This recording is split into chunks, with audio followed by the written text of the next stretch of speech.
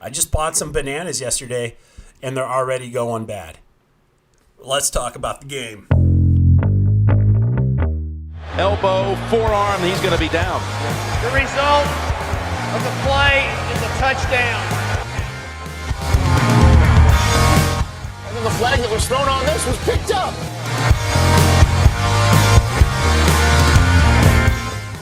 I don't know, did it get the face mask? So by rule, the game is over. The Lions Hangover. Welcome to the Lions Hangover podcast, everybody. I am Brad. What a game today against the Minnesota Vikings. The Lions win 34-23. But first, let me tell you about my social media. If you got the social media, you can find me on the Twitter, on the Instagram, and the Facebook. That's the Lions Hangover podcast. So please check me out there. And of course, if you're seeing me right now, but you wish you didn't see me, but you like my voice, then listen to me on Spotify. I love it when you guys are on Spotify. And of course, if you see me and you're like, hey, what does this schlub look like? You can find me on YouTube. So that's, of course, the Lions Hangover podcast. So let's get into the game. The Lions defense played amazing, and as I predicted, and I'm going to gloat on this a little bit, that I am psychic, Dalvin Cook was not much of a presence today. However, the Lions defense could not stop Kirk Cousins. He threw for 425 yards and 2 touchdowns today.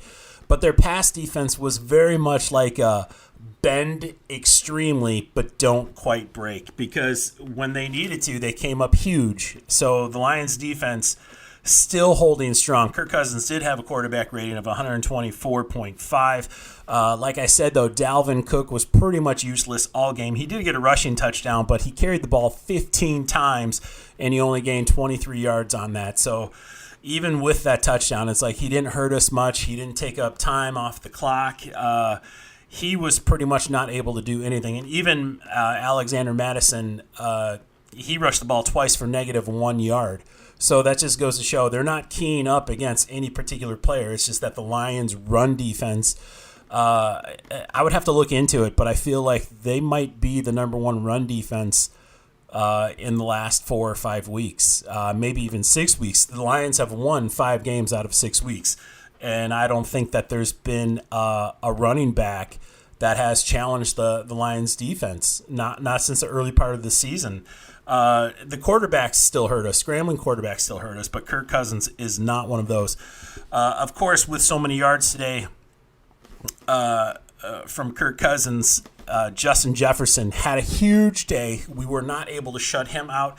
He had 11 receptions for 223 yards, but he also did not get a touchdown today. So that's one of those things where I was saying the Lions defense extremely bending, but they really weren't giving up too many points. For how much yards they gave up today, not a whole lot of scoring.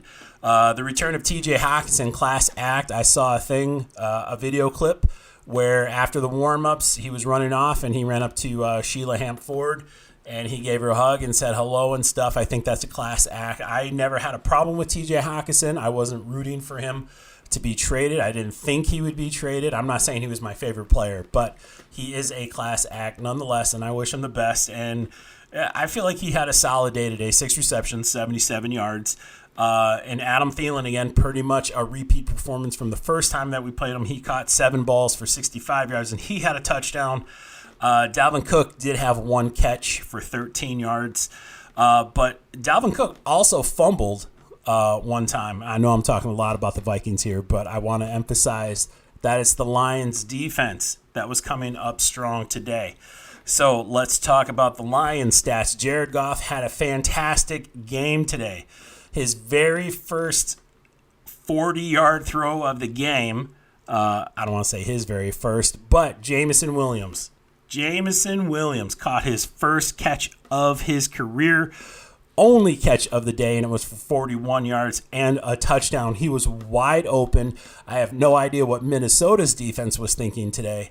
I would have liked to have seen more, if that makes sense, from Jameson Williams today. But if you're only going to get 1 catch, it might as well be a 41-yard touchdown. And he was wide open. I feel like that's an understatement too. But yeah, let's get back to Jared Goff. He threw 27 for 39 for 330 yards. He had 3 touchdowns, was not sacked at all. Lions offensive line did a pretty good job of protecting him. His quarterback rating was 120.7, so a little less than Kirk Cousins. Jamal Williams was today's leading rusher. He carried the ball 16 times for 37 yards. DeAndre Swift carried the ball 6 times for 21 yards. Justin Jackson carried the ball 4 times for 19 yards and a touchdown. And on review, I was not convinced that that was a touchdown. And flipping it back over to the other side, Jefferson had a catch where they ruled him out of bounds, and I'm not convinced he was out of bounds. That should have been a touchdown. But they didn't challenge it. I don't know what they were thinking. I would have wanted a different look at that. Regardless, things kind of went our way. The Lions started off having quite a few penalties. The first 2 or 3 drives, I believe they had like 5 penalties. And then after that, it's like they tightened up the discipline. The refs didn't throw too many flags on them the rest of the game, so that was good that they settled down after that. DJ Chark returned and had another great performance. He caught the ball 6 times for 94 yards and a touchdown. Amon-Ra St. Brown, 6 catches, 68 yards. I also saw a stat today where Amon-Ra St. Brown is the first player in 30 career games to have so many yards and 150 rushing attempts. I believe that was a stat. And he also passed Jermaine Crowell. You guys remember Jermaine Crowell? He passed him some other stat. I feel like a bum for not having this information, but I do want to try to give him credit because I know he accomplished these things, these career milestones and franchise milestones as well.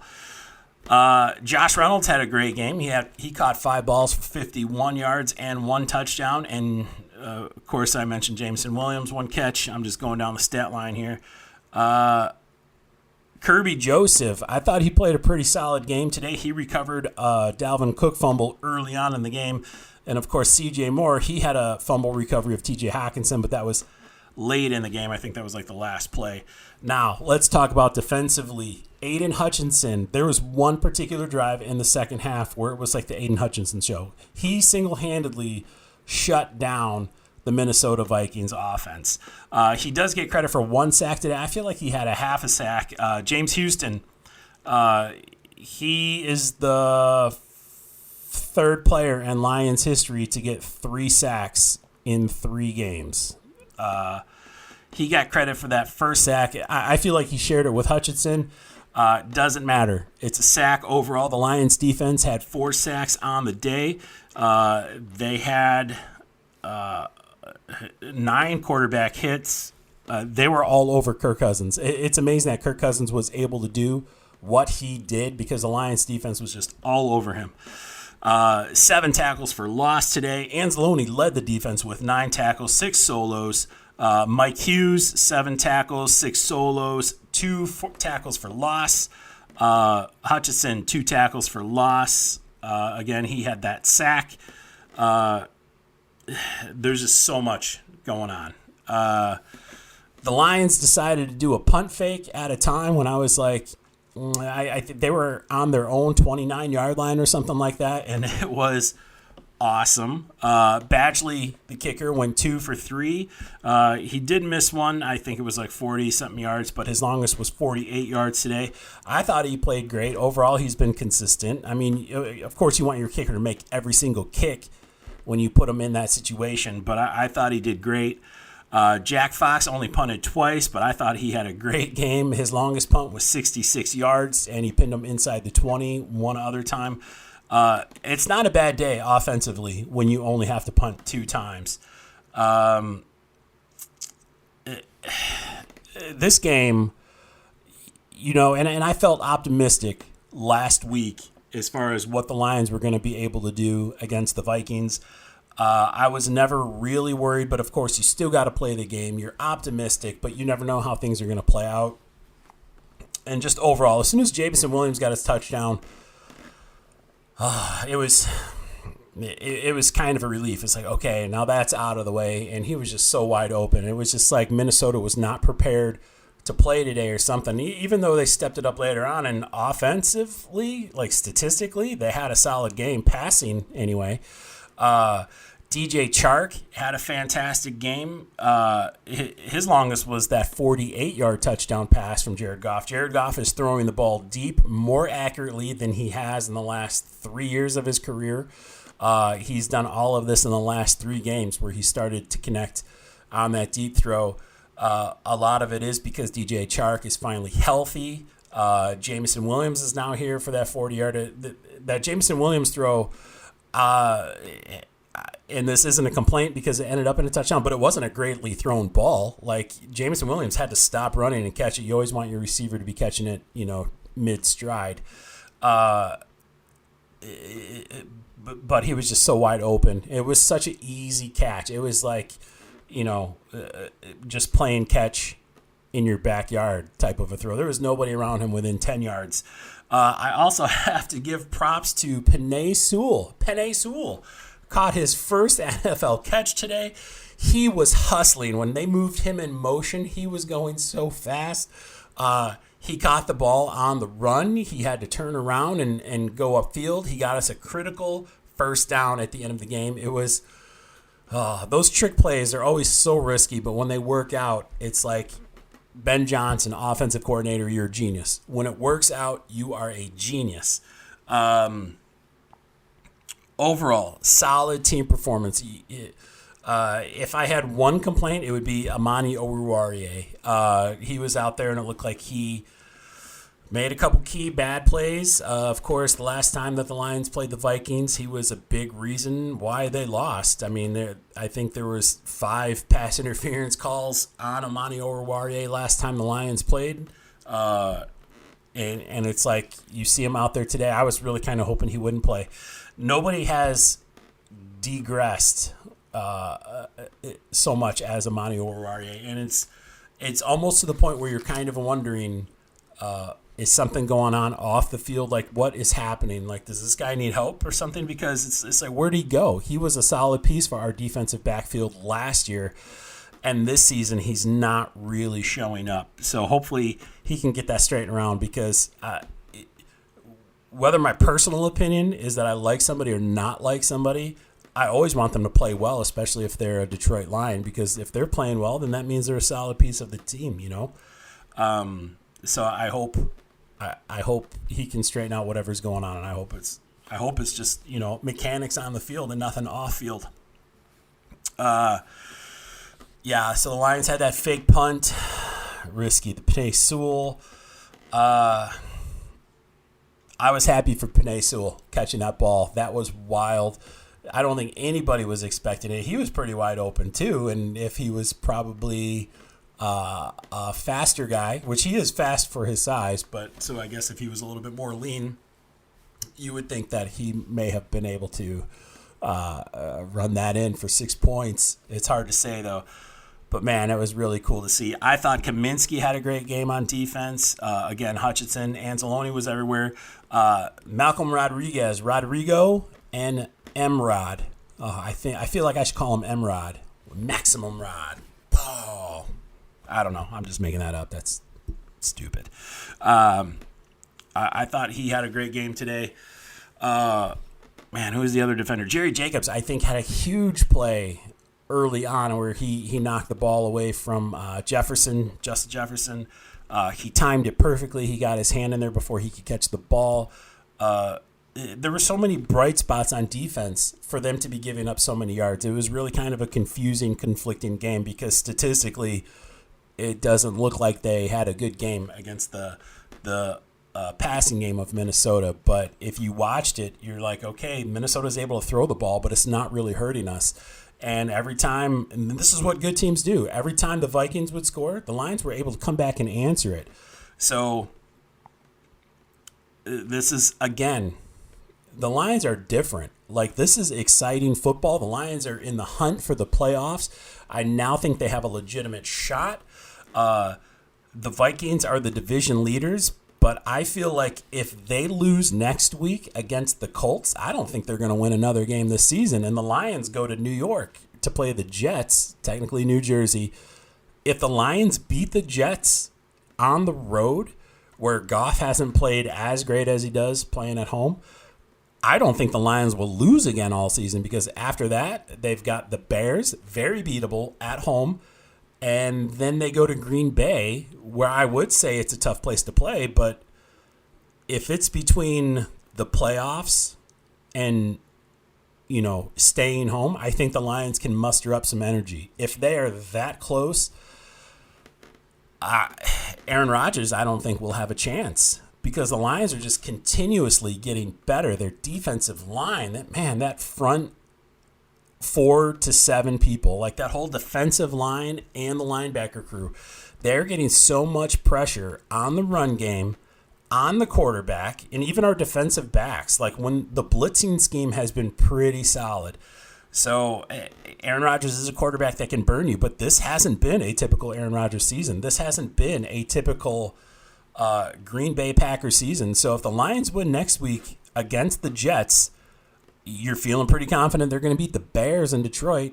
So that just leaves the Packers second week of January 7th, I believe it is, although that's a to be determined. So that could be flexed to like a Monday night game, and who knows, that actually could be the way the Lions are playing. And the Packers always draw a huge TV audience as well. So that could actually be a primetime game, and it will be the second Lions national game of the season if they don't get flexed before that. So, man, a lot to swallow down there on that one. So, again, Lions win today. Dominant. Up next, they have the Jets. The Jets do have Robert Saleh. The Jets did lose today to the Buffalo Bills, 20-12. The Jets are 7-6 on the season. They've got a lot to play for too in their division. They're in a tough division though. Their quarterback, Mike White, he threw for 268 yards today. It's really hard. Zonovan Knight is their lead running back, and he got 71 yards today. I think they're playing good, solid defense. Of course, they have Sauce Gardner. I would love to see a Jameson Williams-Sauce Gardner matchup. I would love to see an unleashed Jameson Williams head-to-head against Sauce Gardner. I would love to see that. But if you're the Jets, what's going on? Because now you have to cover Amon-Ra St. Brown. Now you have to cover Jameson Williams. Now you have to cover DJ Chark. These are three prolific wide receivers. You would say DJ Chark is a little bit further along than Jameson Williams right now, but Jameson Williams is still being limited with his play. It's going to be tough. If the Lions offense can continue their passing dominance, you would like to see their run offense step up a little bit more. I would love to see Jamal Williams get 50 yards next week. I would love to see Swift get 80 yards next week. But passing-wise, you can tell, like, St. Brown only had 6 catches today, and we're used to him getting like 9 to 11 catches. So it's getting – the ball is starting to get spread out a little bit more, which does make it harder for defenses to cover our receivers. But it's optimistic for next week. The Lions, though, their pass defense, I don't think they're going to be as challenged as they were today.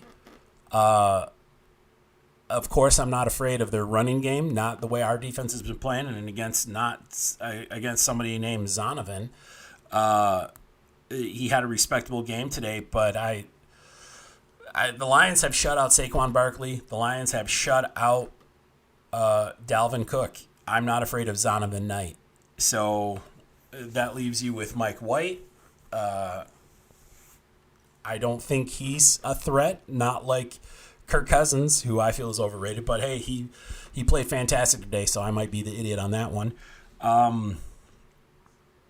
Everything about this game tells me that the Lions can win. The Lions should win. The only thing that I'm hesitant about is that it's a road game, and it's a road game in New York. So if the Lions play solid football, this is another W. So Yeah, it's looking good. It's looking good. The Lions are hanging with every single team they play against. And I don't think the Jets are a powerhouse yet. Now they're playing great football. I like their coach. He almost could have came here. Saleh, that is, he's from here. So it's just... if I had to... the Lions are going to win. But it's going to be an interesting game.